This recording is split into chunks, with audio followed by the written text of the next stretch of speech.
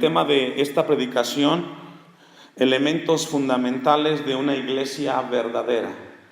Elementos fundamentales de una iglesia verdadera. Ese es el tema. Me da mucho gusto verlo, hermano. Déjeme decirle que ha ocupado el mejor tiempo de la tarde o del día, estar aquí en la casa del Señor. En alguna ocasión una persona me decía que se iba a mover de un lugar a otro, que qué iglesia le recomendaba. Muchas veces como pastor vienen a nosotros personas, hermanos o personas, cuando preguntan qué iglesia es la que debo de buscar, qué cosas tengo que encontrar en una iglesia. No sé si a ustedes, los que se congregan ahora, en algún momento cuando comenzaron a asistir aquí, les pasó por su mente, ¿qué debo de ver en la iglesia donde me voy a congregar, donde voy a llevar a mis hijos? Son preguntas que se hacen regularmente, o cómo encontrar la iglesia en la cual Dios me permita crecer y ahí desarrollar lo que Dios me ha dado. Son preguntas que a lo largo de la vida a uno como pastor vienen y le hacen, y que seguramente a usted le pasó cuando por primera vez asistió a esta iglesia. Seguramente vino a su mente, ¿qué debo de encontrar en la iglesia? ¿Qué cosas deben de haber? La respuesta a esta pregunta son las que vamos a contestar esta tarde con la ayuda de la palabra de Dios. Y para eso tenemos entonces que revisar qué es una iglesia. ¿Qué es una iglesia? Necesitamos saber qué es una iglesia, porque si no sabemos qué es una iglesia, entonces no podemos nosotros poder tomar una decisión. Y en el versículo 18 del capítulo 16 es la primera vez en la cual Jesús pronuncia la palabra iglesia y dice: yo también te digo que tú eres Pedro, y sobre esta roca, dice, edificaré mi iglesia. Y ese edificaré es muy personal. Ahí vemos que Jesús hace muy personal la iglesia, de tal manera que para que se pueda edificar o se pueda construir, tenemos entonces que entender que Jesús tiene un gran interés en la iglesia. Encontramos algo muy importante y vamos a ver esta tarde, o con la ayuda de Dios, los componentes necesarios para que una iglesia sea iglesia. Porque no todos los lugares donde se reúne la gente cristiana son iglesias. Algunos son centros de diversión, son centros de eventos, de reuniones, de conciertos. Pero tenemos que ver cuáles son los componentes que llevan para que una iglesia sea una iglesia. Yo siempre he orado a Dios que este lugar, esté yo o no esté como pastor, siga siendo una iglesia. Que el día que no esté en este lugar, que Dios me llame a su presencia, la gente que se quede aquí, los hermanos que se queden aquí, sea una iglesia, que no se convierta en otra cosa, que sea un lugar de reunión, donde vengan a congregarse y donde la palabra de Dios se predique. Vamos a ver entonces los elementos o los componentes que hacen a una iglesia una iglesia. Número 1, una gran confesión. Una gran confesión. La iglesia es un lugar donde se reúnen personas, pero debe de haber una gran confesión. En el versículo 13, vamos a ir al contexto del pasaje. Dice el versículo 13: viniendo Jesús a la región de Cesarea de Filipo, preguntó a sus discípulos diciendo: ¿quién dicen los hombres que es el Hijo del Hombre? Y comenzaron a dar respuestas, unos Juan el Bautista, otros Elías y otros Jeremías o alguno de los profetas. Y dice el 15: y les dijo: ¿y vosotros quién decís que soy yo? Muy importante tenemos entonces que saber que Jesús le hace una pregunta a sus discípulos, y le pregunta, porque para Jesús era importante qué pensaban ellos, porque de lo que respondieran iba a depender su eternidad. Y Pedro, el versículo 16, da la gran respuesta y le dice: tú eres el Cristo, el Hijo de ¿qué? Del Dios viviente. Y esta es la gran confesión. Jesús dice: yo edificaré mi iglesia, y Pedro dice: tú eres el Hijo del Dios viviente. Déjeme darle un poco de contexto en cuanto al pasaje del versículo 13. Habla de Cesarea de Filipo. Ese lugar de Cesarea de Filipo no es la Cesarea que siempre encontramos, es una Cesarea diferente que estaba al norte. Cesarea de Filipo se solía llamar, o le llamaron también, la ciudad de Paneas. La ciudad de Paneas. Y usted dice, pastor, ¿qué tiene que ver todo eso? Bueno, este término de Paneas es un término que se le dio a esa ciudad de Cesarea en honor, en honor al dios Pan. Este dios Pan, se creía que este dios era el que daba el lugar para el sustento de la gente que vivía en ese lugar. Entonces, en Cesarea de Filipos o Paneas era un lugar de dioses, un lugar pagano, un lugar donde las religiones llegaban y se reunían en ese lugar. Y en ese lugar llegó Jesús en ese momento, porque es lo que dice el versículo 13. Viniendo Jesús a la región de Cesarea de Filipo. Había muchos dioses en ese lugar y era un centro religioso lleno de ídolos. Y en ese lugar había un templo dedicado a Augusto César, en Panea. Había un monumento, había un templo dedicado a Augusto César. Y en ese momento se creía que los Césares o los Césares eran una deidad y que necesitaba adoración. Eso es lo que se creía en ese momento. Entonces a Augusto César le construyeron un monumento y le construyeron un templo en Cesarea de Filipo. Fue un lugar para que las religiones se juntaran adorando a sus diferentes dioses, y en ese mismo lugar llega Jesús con el evangelio que traía. Entonces vamos a ver Isaías 44 versículo 9 para entender un poco a qué se refería Jesús, porque es muy importante el contexto. Cesarea, entonces, Panea después, era el lugar de la idolatría pagana, donde se juntaban todas las religiones, y a ese lugar, en ese momento de apogeo de idolatría en su máxima expresión, Jesús llega a esa región. Isaías 44 versículo 9 en adelante nos da un diagnóstico de lo que es los ídolos. Dice el versículo 9: los formadores de imágenes de talla, todos ellos son vanidad, y lo más precioso de ellos para nada es útil. Y ellos mismos son testigos para su confusión de que los ídolos, ¿qué dice? No ven ni entienden. Jesús tenía en mente esto cuando estaba en Cesarea de Filipo, de una región plagada de religiones, de ídolos. Y sabe Jesús que la idolatría es vacía. Los ídolos no tienen vista, no ven. Versículo 8: no temáis ni os amedrentéis. No te lo hice oír desde la antigüedad y te lo dije, luego vosotros sois mis testigos. No hay Dios sino yo, no hay fuerte, no conozco, ¿qué dice? Ninguno. Y esto es lo que Jesús tenía en ese momento. Él va a una región de idolatría, y en esa región de idolatría Jesús pronuncia las palabras acerca de quién es el Dios verdadero sobre los ídolos. Vamos al versículo 18 del mismo pasaje de Isaías 44. Sigue hablando del tema de los ídolos. No saben ni entienden, porque cerrados están sus ojos para no ver, y su corazón, ¿qué dice? ¿Cuál es la diferencia entre Jesús o entre Dios y los ídolos? Que a un ídolo tú le hablas, ¿y qué hace el ídolo? Nada. Pero usted le habla a Dios, ¿y sabe qué hace Dios? Dios habla. Su palabra nos habla. Nuestro Dios es un Dios viviente. Él nos habla, nos corrige, nos exhorta y nos muestra. Entonces vamos con ese contexto. Ahora sí regresar a Mateo 16,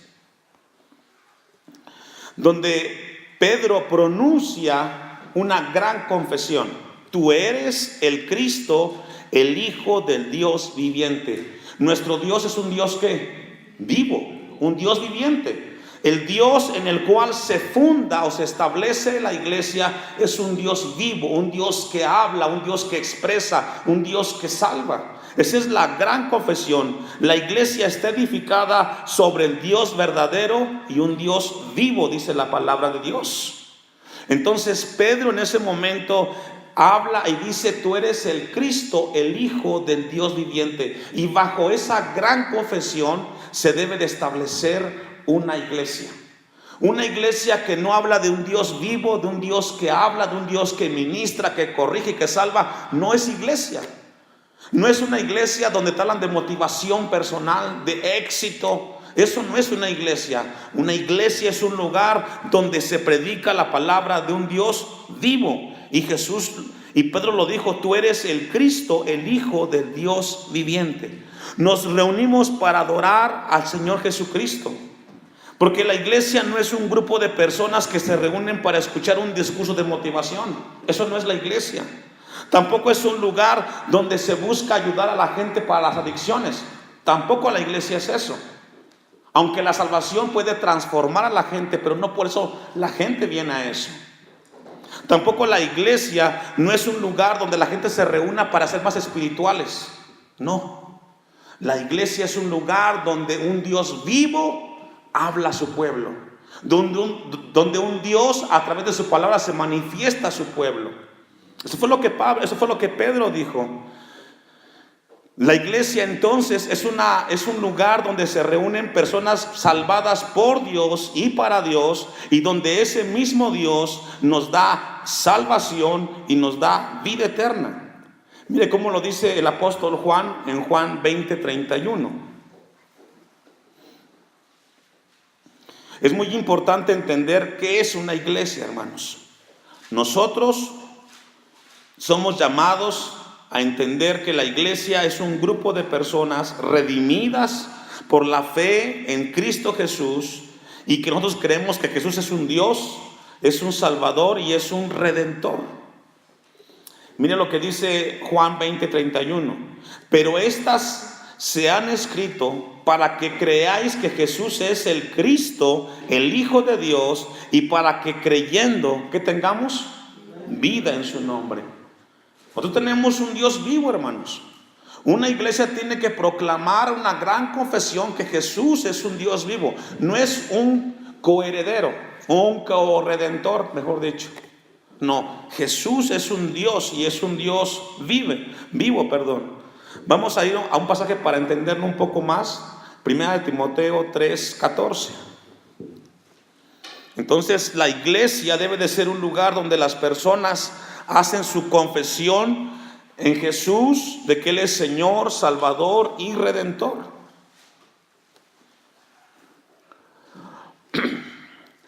Dice 1 Timoteo 3:14: esto te escribo, aunque tengo la esperanza de ir pronto a verte, para que si tardo, sepas cómo debes de conducirte en la casa de Dios, que es la iglesia. ¿Qué dice? La iglesia es la casa del Dios ¿qué? Viviente. El recinto donde nos congregamos debe de ser donde un Dios vivo se manifiesta y se expresa a su Dios, a su pueblo, columna y baluarte de la verdad. Ahora, algo muy importante. Vemos a un Dios vivo que se contrapone en cuanto a un grupo de ídolos. Versículo 16. Antes de leer el versículo 16, que es sumamente importante, déjeme darle el contexto. En el tiempo del apóstol Pablo, los corintios, o los efesios mejor dicho, tenían una gran diosa que se llamaba ¿cómo? Diana. ¿Y cómo decían ellos? La gran Diana, la diosa de los efesios. Los romanos tenían en César a su gran personaje, el gran César. Entonces, tanto los romanos como los efesios tenían grandes personalidades o grandes dioses. En el caso de los cristianos, Pablo dice lo siguiente: e indiscutiblemente grande es el misterio de la piedad. Un misterio es algo revelado. Y dice, Dios fue manifestado en carne. ¿Qué significa? La gran confesión de Pablo es de que nuestro Dios vivo y eterno vino a esta tierra, se hizo hombre y nos vino a dar salvación. Ese es nuestro gran Dios. Un Dios que crea las cosas, un Dios que hace lo que existe, pero ese mismo Dios viene a esta tierra y se hace hombre, dándonos salvación. También ese mismo Dios es justificado en el Espíritu, visto de los ángeles, predicado a los gentiles, creído en el mundo, recibido arriba en la gloria. También dice Pablo, tenemos nosotros en la iglesia un Dios viviente y sobre este Dios es edificada la iglesia. Es muy importante entender esa verdad de parte de nuestro Dios. Vamos a ir al la segunda característica que permite que una iglesia sea una iglesia, y es una gran comunicación. Está en el versículo 17 de Mateo 16. Entonces le respondió Jesús: bienaventurado eres, Simón, hijo de Jonás, porque no te lo reveló carne ni sangre, sino mi Padre que está en ¿dónde? Es decir, Jesús le dice a Pedro: tienes la bendición, Pedro, porque lo has confesado. La pregunta es: ¿cómo llegaste a deducir que yo soy el Hijo del Dios viviente? ¿Cómo llegaste a la conclusión, Pedro, de que Jesús es el Hijo de Dios? ¿Cómo llegaste a ese momento en tu corazón, Pedro, de decir que Jesucristo es el Salvador? Y la respuesta es que Dios lo reveló, nadie más. Para poder conocer a Jesús tiene que haber una revelación de parte de Dios, no hay otra manera. Mire cómo lo dice Primera de Corintios, o Primera a los Corintios 1:21. Le invito, por favor. Primera a los Corintios, capítulo 1, versículo 21. Lo que Jesús le quiso decir a Pedro: no hay una fuente humana que te haya revelado eso, Pedro, pero ¿cómo llegaste a la conclusión de que soy el Cristo, el Hijo del Dios viviente? Dice Pablo: pues ya que en la sabiduría de Dios el mundo no conoció a Dios mediante la sabiduría. Es imposible que el hombre pueda conocer a Dios si Dios no le revela a Jesús. Es imposible. Usted vea la cantidad de gente. Dice el versículo 21: agradó a Dios salvar a los creyentes por la locura, que dice, hermanos, de la predicación. ¿Cómo es de que se llega a una gran confesión? Es a través de una revelación divina que Dios da. Es la única manera. Usted, cuando le entregó su vida a Cristo, porque Dios le quitó eso que no le dejaba ver antes a Jesús, ahora lo entiende, y a Dios gracias por ello. Pero como Pedro llegó a la conclusión de que Jesús era el Hijo del Dios viviente, fue a través de una revelación del Padre. Primera de Pedro 1:23. Vamos a ver una cita más. Primera de Pedro 1:23. El apóstol Pedro nos habla que hay una manera para que podamos conocer la verdad, y es a través de que Dios nos lo revele. Primera de Pedro 1:23 dice: siendo renacidos no de simiente corruptible, sino de incorruptible, por la palabra de Dios. Es la palabra la que nos instruye, es la palabra la que nos guía, la que nos nutre, la que nos exhorta, es la palabra. Por eso una iglesia donde deje la palabra de predicar, hermanos, no es iglesia. Yo no logro entender predicadores que se paren al frente y comiencen a hablar desde puntos de vista. Eso no es una iglesia. Si no hay predicación de la palabra, ¿qué va a ministrarnos? ¿El pensamiento humano? No, porque somos seres nacidos de Dios. Necesitamos que Dios nos hable y nos ministre. Concluye el texto: sino de incorruptible, por la palabra de Dios que vive y permanece, ¿qué dice, hermanos? Para siempre.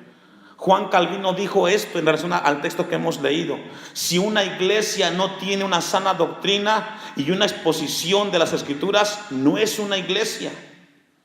Y también dijo Juan Calvino: si no hay disciplina, si no hay cena del Señor y si no hay bautismo, tampoco es una iglesia. Es una creación del hombre. ¿Cuántos lugares donde hay reuniones de cristianos no hay cena del Señor? No se bautizan. No es tan importante. No, ese es tu punto de vista. Somos llamados a una comunión en el Señor. Vamos a una cita más, Romanos 10, versículo 6. Romanos capítulo 10, versículo 6. Somos limpiados por la palabra, hermanos. Romanos 10:6 dice Pablo: pero la justicia que es por la fe dice así: no digas en tu corazón, ¿quién subirá al cielo? ¿Esto es para traer abajo a Cristo? ¿O quién descenderá al abismo? Esto es para hacer subir a Cristo de entre los muertos. Más, ¿qué dice? Cerca de ti está, ¿qué dice? La palabra, en tu boca y en tu corazón. Y esta es la palabra que dice, hermanos, que predica. Una iglesia que deja, que abandona la palabra, no es iglesia. Cuando usted en algún momento considere y diga: ¿a qué lugar voy a ir?, es donde se predique la palabra. Tristemente hoy se ha dejado eso, hermano. Somos un poco muy descuidados en ese aspecto. Versículo 9: que si confesares con tu boca que Jesús es el Señor y creyeres en tu corazón que Dios le levantó de los muertos, luego entonces, ¿qué dice? Serás salvo. Si no es la predicación de la palabra la que produce vida en el hombre, será muy difícil, hermanos. Es mi oración que en este lugar no se deje de predicar la palabra, que siempre se predique la palabra, porque será a través de ella que seamos limpiados, que seamos corregidos y que sigamos adelante. Vamos a dejarlo ahí, hermanos. Que Dios nos permita el próximo martes continuar. Vamos a ponernos de pie y darle gracias a Dios por la palabra.